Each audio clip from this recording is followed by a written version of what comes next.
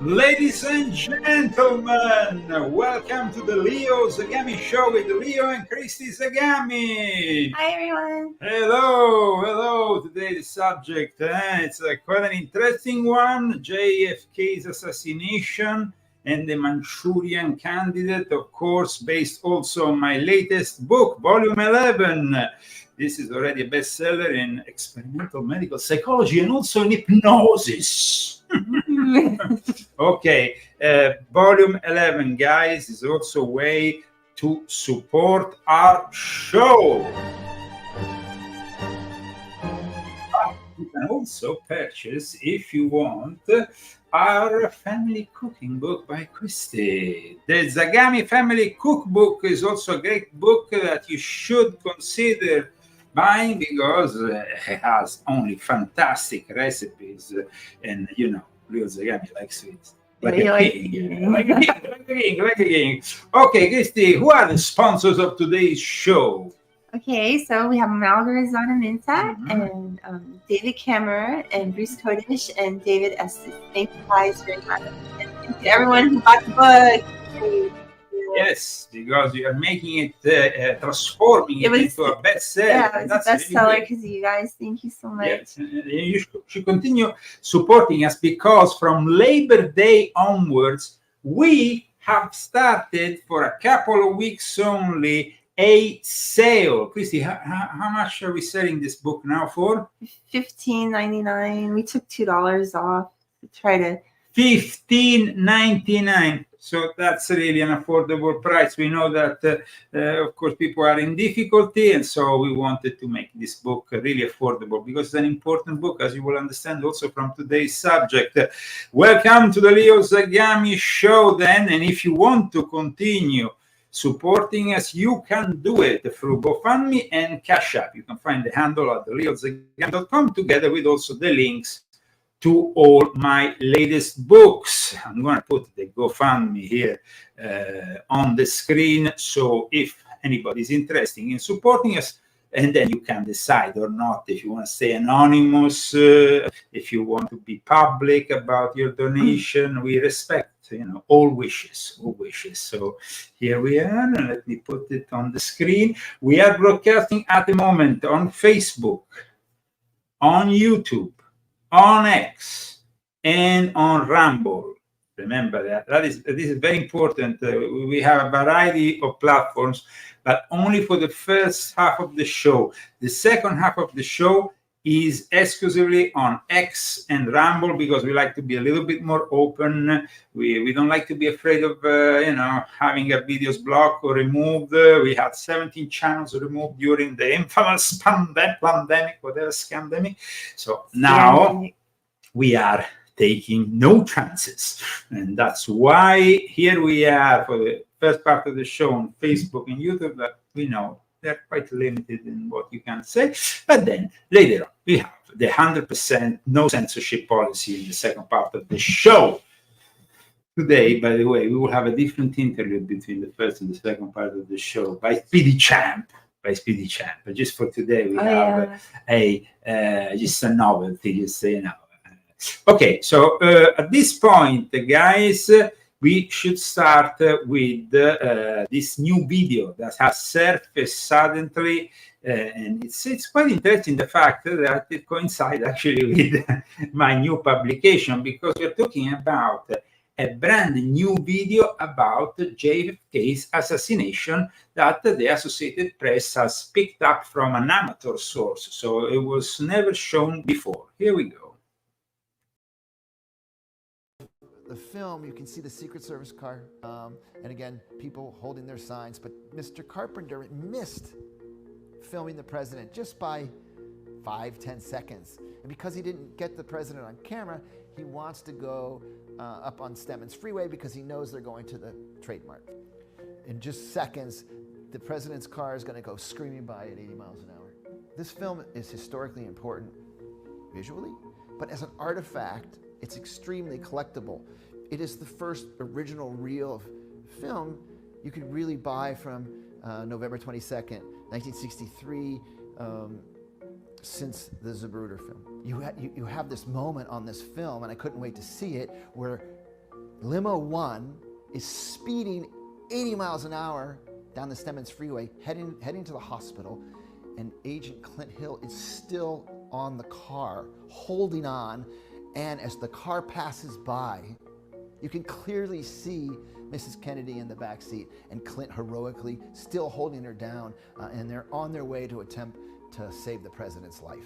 There were so many cameras in Dealey Plaza, but also all along the route, beginning at Love Field, that capture these unique personal perspectives from these very limited angles. And you know, this amateur color photography or black and white photography, it connects us to the story in a very special way.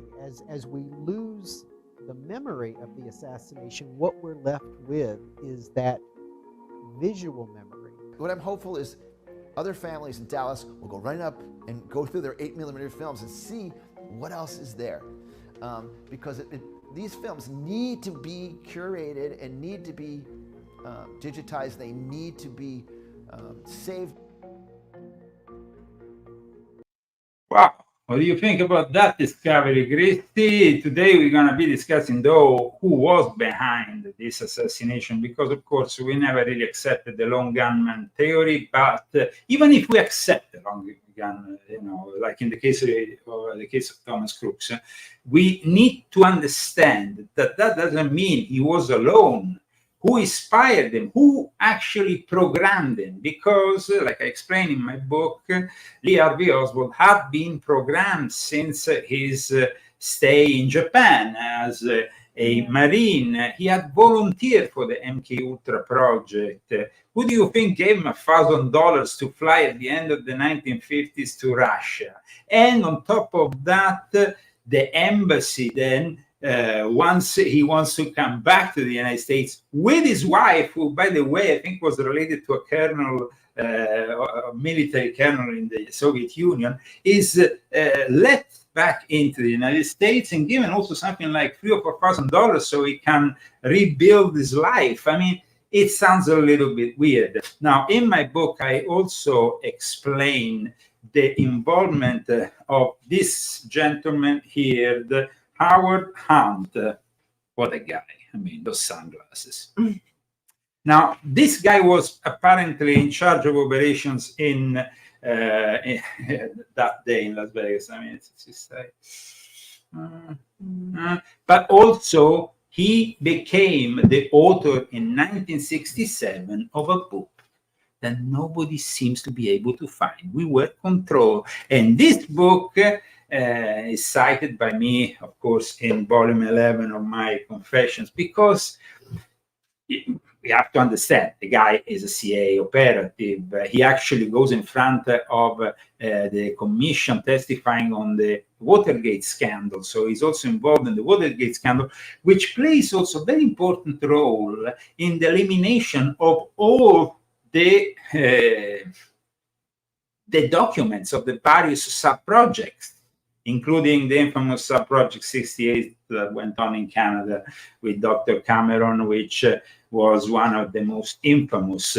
But yes, very conveniently, the actual Watergate scandal gave the possibility for them to eliminate all this evidence.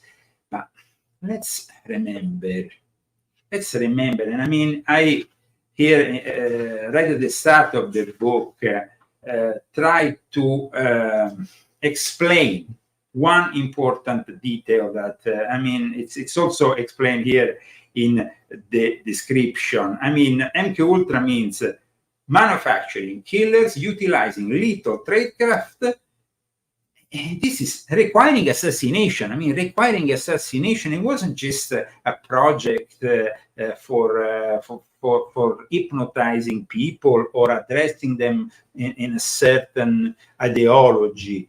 This was about all those fears America had in the 1950s, especially when the soldiers started coming back from the war in Korea, the POWs. And this will eventually give birth to a movie that came out in 1962, The Manchurian Candidate. A movie that sees two protagonists And this is, I mean, The Manchurian Candidate for me is a very important movie that we should always reference. But both of them, I mean, even the 2004 version with Denzel Washington has some interesting elements. But of course, the novel that came out earlier in the end of the 1950s, I think 1959, is even more detailed about this. They get basically these POWs they are brought in Manchuria, and in Manchuria, this is the scene that we're gonna now show from the movie. And remember also the two actors, the name of the two actors. One is Frank Sinatra, a close friend of JFK. He actually asked JFK the permission if he could do this movie. And the other actor, Lawrence Harvey, like Lee Harvey Oswald. Now, this is a very weird synchronicity, to say the least, but it's even more weird to see the opening scene of this movie. So here we go with the opening scene. Open your eyes, open your ears. This might be a great way to understand also how many other Manchurian candidates have been prepared since then. And of course, if the first Manchurian Candidate of 1962 is based mainly on these hypnotic techniques, we're going to see the second one in 2004 is even more explicit in talking about the possibility of implants, which our aunt has in that book, which we just mentioned, talks about already in 1967. People will say, yeah, how can they have a computer inside their head in the 1960s, or a brain-computer interface, which is a recent invention? No. You just needed to affect with a specific method or something, a specific part of your brain, and then magnetically influence. That was something that was already possible in the 1960s. But let's see the opening scene of The Manchurian Candidate, and welcome to the Leo Zagami Show. The war in Korea was over. Captain, now Major Bennett Marco, had been reassigned to Army intelligence in Washington. It was, by and large, a pleasant assignment, except for one thing. Night after night, the Major was plagued by the same reoccurring nightmare.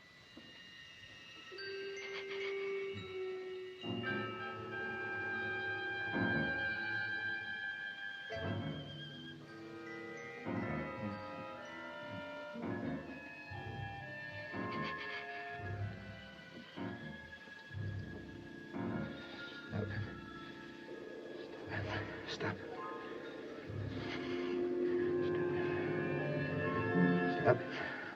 Another modern discovery, which we owe to the hydrangea, concerns the influence of air drainage upon plant climate. Many years ago, when I was traveling... Now, this is a very important part of the movie, because this is when they are supposed to be... He remembers now in this dream, him and the other soldiers, including the Manchurian Candidate himself, of course, which we see Lawrence Harvey there on your left.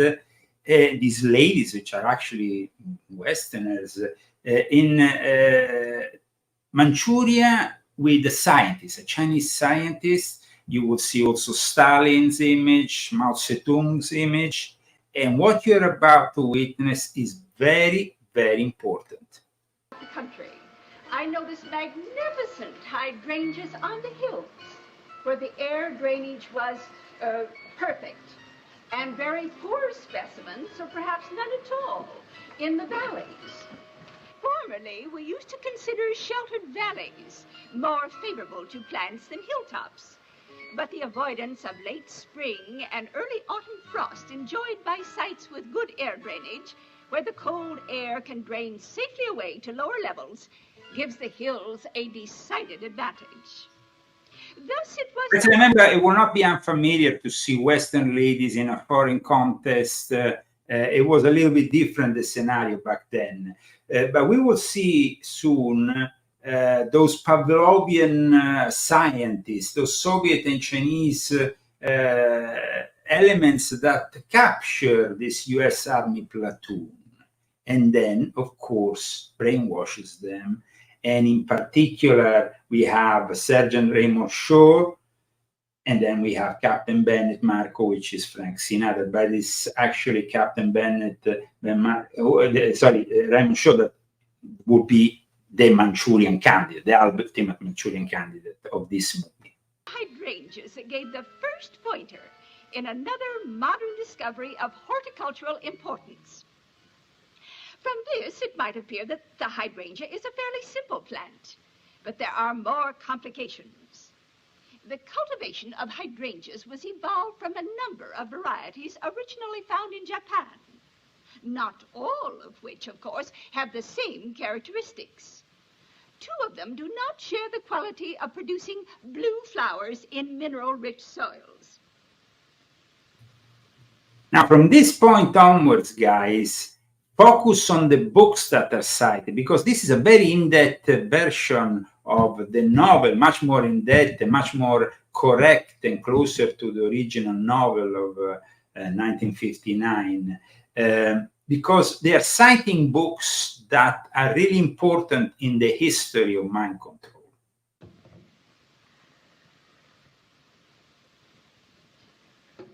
Allow me to introduce our American visitors. I must ask you to forgive their somewhat lackadaisical manners, but I have conditioned them, or brainwashed them, which I understand is the new American word, to believe that they are waiting out a storm in the lobby of a small hotel in New Jersey, where a meeting of the Ladies' Garden Club is in progress. You will notice that I have told them they may smoke. I've allowed my people to have a little fun in the selection of bizarre tobacco. In their head, they're leaving the meeting like they are in this ladies' garden club. In reality, they are in front of a very skilled mind control expert who is using those techniques that initially that had been initiated by Ivan Pavlov, like I described in volume 11. Here we go. Substitutes. Are you enjoying your cigarette, Ed? Yes, ma'am. Yak dung. Oh, tastes good. Like a cigarette should. Now then, comrades. May I present the famous Raymond Shaw? Young man, you've flown 8,000 miles to this dreary spot in Manchuria to see. Raymond, pull your chair over here by me, please. I am sure you've all heard the old wives' tale that no hypnotized subject may be forced to do that which is repellent to his moral nature, whatever that may be. Nonsense, of course. Oh, you note-takers might set down a reminder to consult Brenman's paper, Experiments in the Hypnotic Production of Antisocial and Self-Injurious Behavior, or Wells' 1941 paper, which was titled, I believe, Experiments in the Hypnotic Production of Crime. Or, of course, Andrew Salter's remarkable book, Conditioned Reflex Therapy, to name only three. Or if it offends, it only... The conditioning. You see, conditioning is when, for example, somebody yawns in the room, and then you, of course, are prone to do the same. Yeah. That is conditioning. That's why Frank Sinatra is yawning. The West is working to manufacture more crime and better criminals. Against the modern shortages, I suggest Krasnogorsky's Primary Violence Motivation, or Surav's The Unilateral Suggestion to Self-Destruction. My dear Jan, as you grow older, you grow more long-winded. Can't we get to the point? Has the man ever killed anyone? Or has enough? I apologize, my dear Dmitri. I keep forgetting that you're a young country and your attention span is limited. Tell me, Raymond, have you ever killed anyone? No, ma'am. Not even in combat? In combat? Yes, ma'am, I think so. Of course you have, Raymond. Raymond has been a crack shot since childhood. Marvelous outlet for his aggressions. May I have the bayonet, please? Not with the knife, with the hands. With the hands. Here, have him use this. Ah, da, da.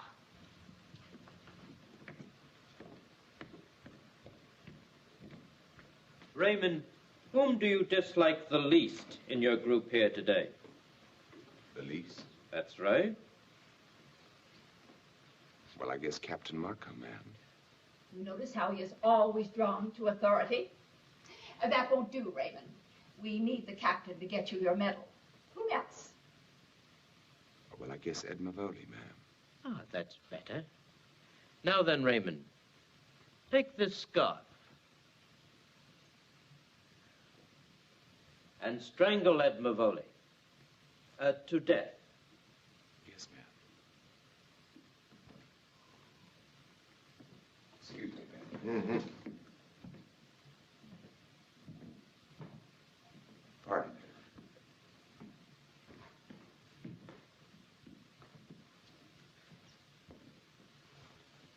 Hey, Sarge, cut it up. What? Quiet, Ed, please. Now you just sit there quietly and cooperate. Yes, ma'am.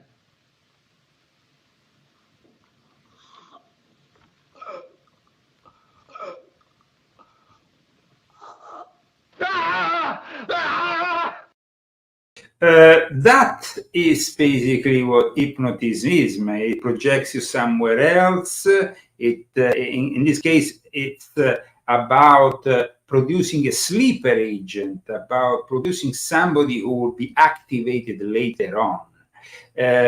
We are, of course, witnessing all this in a movie from 1962 that was then take out of commerce and of all the cinemas for 20 years.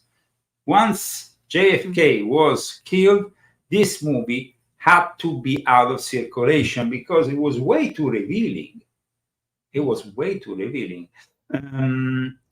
The way they created this Manchurian candidate was, of course, with sleep deprivation, with all kinds of torture, hypnosis, and then in the end, the guy is shaped in that way. No? But in the 2004 version with Denzel Washington, we have an even more clear the description of maybe the implants, the use of some kind of implants is mentioned. And that might be also closer to the truth in a way, though other elements of the 2004 version are more distant from the novel and probably from the truth. Now, in the first version, the subject that needs to be killed is a Republican politician. In the 2004 version, it becomes democratic. The people conspiring against the Republican politician that is actually based on McCarthy. McCarthy is famous because of McCarthyism. He was the guy who started this witch hunt against communists. So, of course, they wanted him dead. Now, the closing scene of the movie is very interesting. We will also witness other important scenes. But in the meantime, let me show you something else. Let me show you how we are in front of a constant psyop. Because we are mind control and then we are psyop daily. Psychological operations take place daily in our lives, unfortunately. Like with Kamala Harris, this clown is basically going around the United States with a fake paid audience, which is bust from one place. We knew it. Well, but that is a psyop on American people. That is a psychological operation. You have to pay people to listen to her. Absolutely. It's quite shocking. This clown is trying, with the support, of course, of the media, of the corrupt social networks, of those people who have, in a way, already interfered enough in our lives. They want to bring her well, she's already in the White House. They want to simply make her the president because they hate the fact that Donald J. Trump is considered a threat by the military-industrial complex, is not in line with their ideology, which wants to transform basically the United States in the new Soviet Union. That is the thing here. You see, we are watching the Manchurian Candidate, and the threat at the time was communism. The threat at the time was communism, and it was a wide perceived threat. At the time, maybe they even exaggerated because they would go after anybody who read even the Red Book of Mao Zedong or anything else. But in a way, they protected the American dream. Now we are at the exact opposite. Here we have Kamala Harris with their Soviet-style policies that will destroy capitalism, destroy the American dream, and of course, they tried to kill Donald J. Trump. They wanted him dead. That's why they programmed Thomas Crooks. But Thomas Crooks, on the contrary of Lee Harvey Oswald, was probably not a volunteer in MK Ultra, because MK Ultra formally doesn't exist since 1973. He was probably a volunteer in something else when he joined that whole thing that eventually will show him present in a black rock spot. Well, that already probably brought him on the radar of this cognitive warfare, which already is inflicted on most young people today in America, who are psyoped and also victims of cognitive warfare. But when it comes down to Thomas Crooks, definitely in the end, this guy must have had also the support of something else externally that pushed them into that direction. We know that he had encrypted apps. We know that on the 23rd of July, his body was cremated. And so at the beginning of August, when a U.S. Republican representative arrived in Butler, he couldn't see his body. Why did they cremate his body?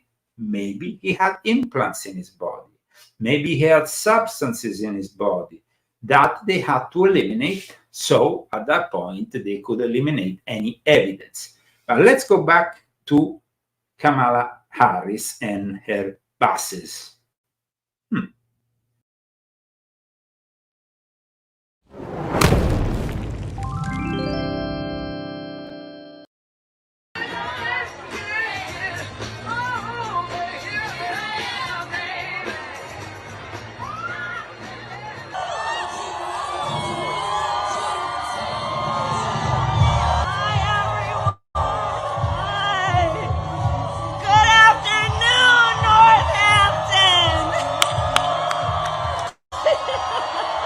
I love Gen Z. I just love Gen Z. Right? We are running as the underdog.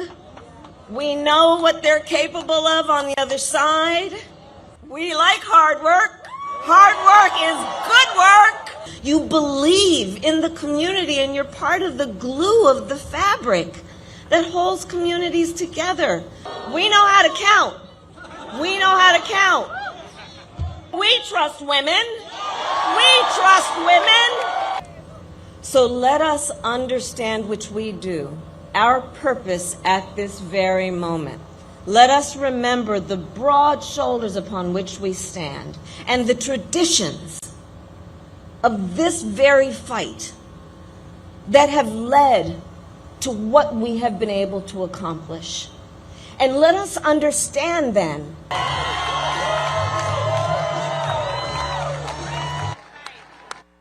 well, behind me, hundreds of invited Harris supporters are leaving and boarding shuttle buses.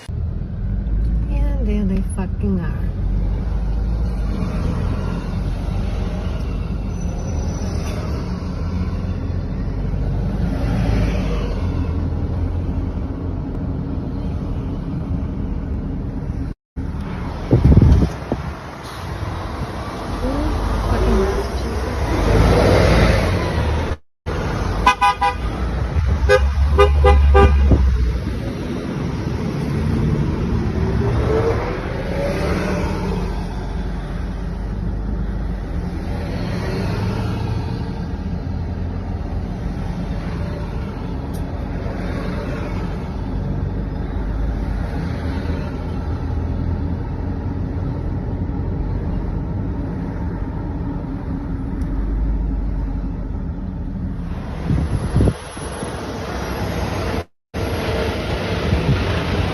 How many buses? I mean, how many buses? Never-ending buses. Guys, in 10 minutes, we're gonna move the whole thing on X and Rumble, as YouTube is not really the place to be at the moment, but we would like to invite all our friends on Facebook and on YouTube to subscribe to our X, my blue check marked profile on X, Lion Zagami, as well as my official Rumble channel. Guys, there is no way we can continue, especially in this period that precedes the election, being on Facebook and YouTube, which are openly supporting these criminals. Everybody is. It's not even worth, I mean, the trouble. We are, of course, broadcasting live from Palm Springs, California, me and my wife. We want to thank all those people who have made this book already a bestseller this week on Amazon in medical, experimental psychology, and hypnosis, and other categories. Volume 11 is the past, present, and future of mind control, from Sun Tzu to MK Ultra and beyond. I wonder if anybody's read the whole thing in the chat. Well, has anybody read the whole book? I hope they will. It's really good. It's definitely a very important book. Now, in Italy, there is a meeting every year of, let's say, an Illuminati think tank, which takes place in Chernobyl. Zelensky has arrived there and has given his speech. This was the arrival of Zelensky. And later I will play a clip from what Zelensky said earlier today in Italy, and it's pretty shocking.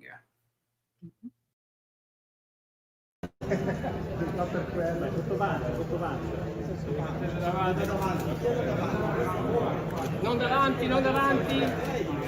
Presidente? Presidente, Presidente.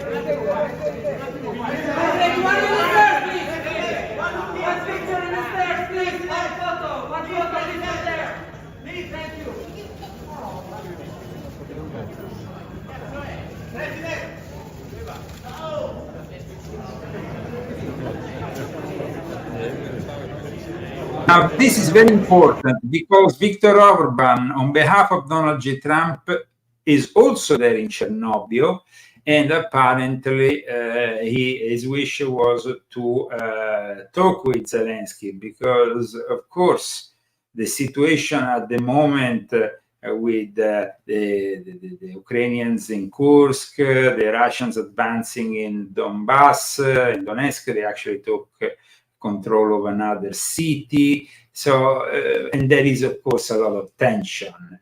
So here, let's listen to what Orban said just before the arrival of Zelensky at this important meeting that takes place in Chernobyl, Italy. Okay, what I'm gonna do here, I'm gonna take off here so you can see. Okay, no, actually, no, I don't need it. Okay, let me show you Orban. And Putin is possible now. Of course, it's necessary, you know. There's a big literature of peace, how to create peace, you know. All libraries of European governments and capitals have hundreds of books about peace management, how to create peace. And this literature and my personal experience is that the first question is communication. If there is no communication, the war is getting worse and worse. And if you don't initiate communication in a proper time, then the escalation is growing and it will be even more difficult later on. That's the first. Second, ceasefire. There is a misunderstanding widely in the Western public opinion that we first should put together a peace plan and then to start to negotiate and then to have a ceasefire. It's not true. If you look at how the peace management happened in the last 30 years globally, ceasefire was always the first, peace agreement was always the second. Regularly, 3 ceasefire belongs to 1 peace agreement. So that's the reason why my point is first communication, second ceasefire, then start to negotiate on a peace arrangement. Well, let's hope they can arrange something, but until we have these warmongers in the White House, it's not going to be possible. Today, as you all know, Dick Cheney has given his support to Kamala Harris. I mean, it's obvious, you know. I've been explaining the neocon scam, PNAC, and everything that is connected to 9/11, and we are getting close to the 9/11 anniversary. And if you want to really understand who is behind 9/11, read this book. You know, it's in volume 10, very important. Really. But I also dedicated a chapter to 9/11 in this other book because it's also a massive psychological operation, the biggest psychological operation that was only surpassed recently by the pandemic. So it's very important to understand that Dick Cheney is not a Republican. He's simply a military-industrial complex scumbag, and that's why his endorsement of Kamala Harris, we can view that as a favor, because everybody in the right sense of mind, they know how this guy has ruined the life of many families in the United States that unfortunately are still crying for the loss of their loved ones in Iraq, in Afghanistan. And Dick Cheney is, of course, the guy responsible for it. Him and his daughter are really terrible human beings, despicable human beings. Let's move forward, because I wanted to also show you at this point, we are discussing Zelensky still, because Zelensky at the moment is still part of NATO's cognitive warfare, trying to convince us that we are in the right, what we are doing is the right thing, supporting this Ukrainian clown and comedy guy is the right thing. Let's see what he said in Chernobyl, because what he said is really weird. I mean, it's almost like he's asking us to attack Moscow, but then he says, I'm joking, but then I'm very serious. Yeah, sure. That, for example, Italia or somebody else, doesn't matter, afraid that we will attack Kremlin. It's a pity we can't. Because those long distance weapons, what you had or some partners, it's about 200 kilometers. So it's less than those distance. What about Tajani spoke? So, but your production have to try to do their best. But you have to understand, it's a joke, yes, but it's very serious, really serious. What we want, how to use this long-distance weapon, just on military airfields, just to use this weapon, which can work with 100 and 300 kilometers. That's all. Do you believe this clown? I mean, he's asking you the permission to basically activate himself so he can attack the Kremlin, he can attack Moscow. He says, no, we're going to only attack the military bases.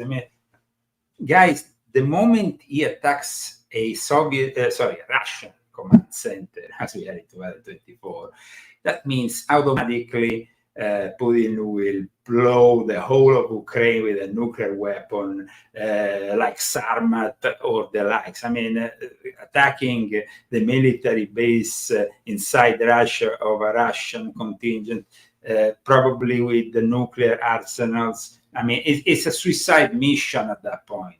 And it will create some really big problems. And of course, the conflict will escalate. So I think that this clown should instead listen to Orban. And maybe once we have Trump back in the White House, we can seriously talk about peace.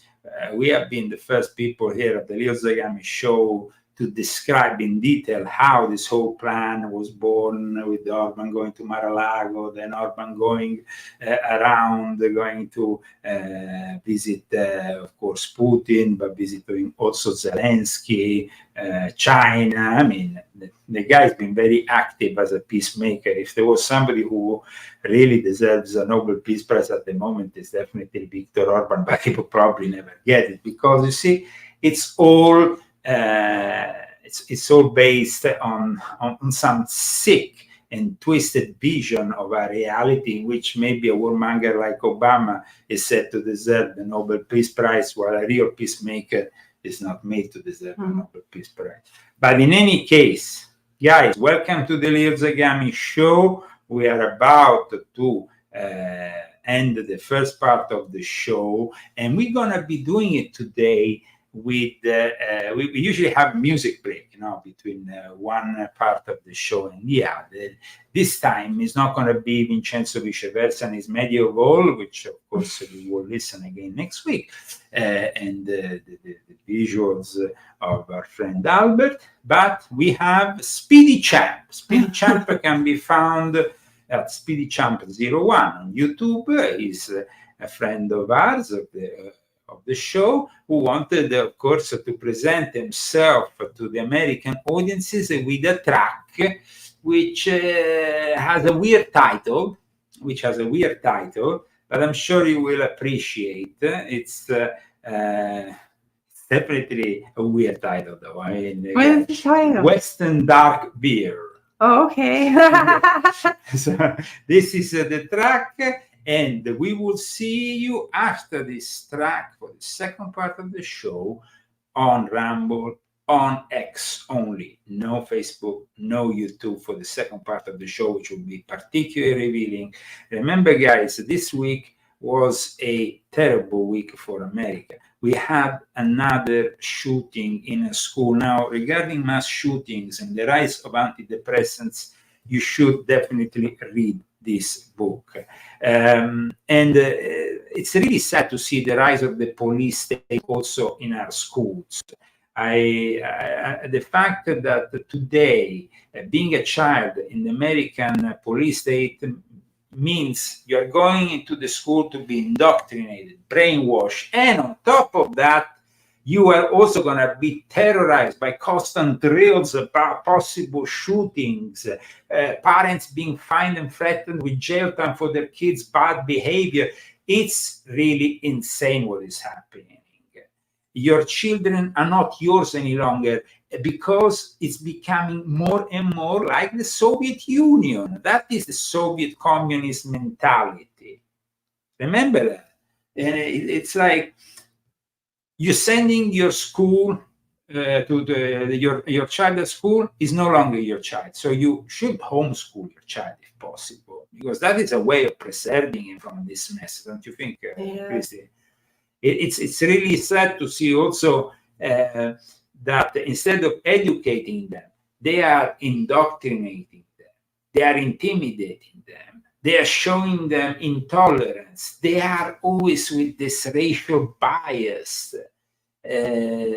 It's really incredible how they're criminalizing also certain aspects of childhood, which are typical of childhood. Children need to be a little bit. Of course, yeah. So it's. I can't imagine being a kid nowadays. It must be horrible. Absolutely. So we see you in a few minutes for the second part of the show on X and Rumble. And also one thing to close, I mean, we discussed the shooting of this week. There is definitely two ways of approaching the fact that in this case, Cole Gray and his father, Colin Gray, have appeared in court to face charges in this Georgia school shooting because the father gave, passed on the gun, the same gun that was used also by Thomas Crooks to attempt to assassinate Trump.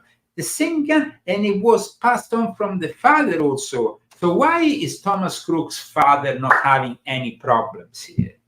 Because someone's trying to kill Donald J. Trump, and because he's, of course, a member of the Democratic Party with his wife, and they're both medical health professionals, mental health, what mental health professions? I mean, if the son did that, you should just give up and do another job, really. So, because it means that you are an incompetent. See you in part 2 of this show in a few minutes, only on Rumble and X. Please pass on to Rumble and X so you can follow the excellent part 2 of the show, which I prepared for you, and enjoy in the meantime Western Dark Beer by Speed Champ.